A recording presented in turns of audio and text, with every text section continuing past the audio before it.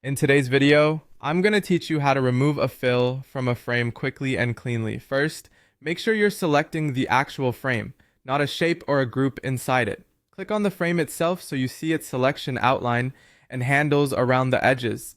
If you notice only a small element is highlighted, click again on the outer boundary until the full frame is clearly active. This matters because removing a fill from the wrong layer won't give you the transparent background you're expecting. Once the frame is selected, move your attention to the right side of your screen. This is where most design tools show the properties panel for whatever you've selected. You should see sections for appearance, including things like fills, strokes, effects, and sometimes layout or constraints. If you don't see anything change when you select the frame, it's a sign the frame wasn't selected yet. So click the frame again to bring up its properties.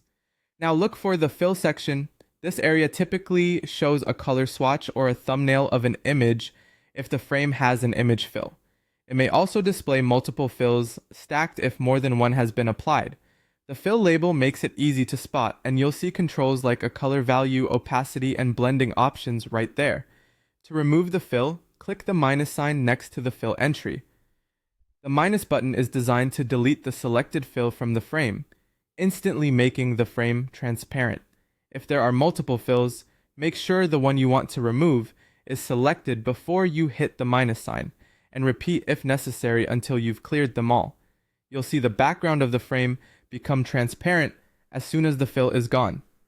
If you prefer using the keyboard, you can select the fill entry in that same fill section and press the delete key on your keyboard. This does the same thing as the minus button, and is a quick way to work if you're adjusting several frames in a row. Just be sure the fill row is highlighted so you're deleting the fill property, not the frame itself. A few quick tips as you finish. Removing the fill won't affect any stroke the frame might have, so outlines will remain visible.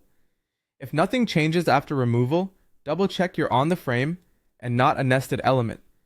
And if the fill was an image, removing it will simply return the frame to full transparency. That's it. Clean, simple, and precise.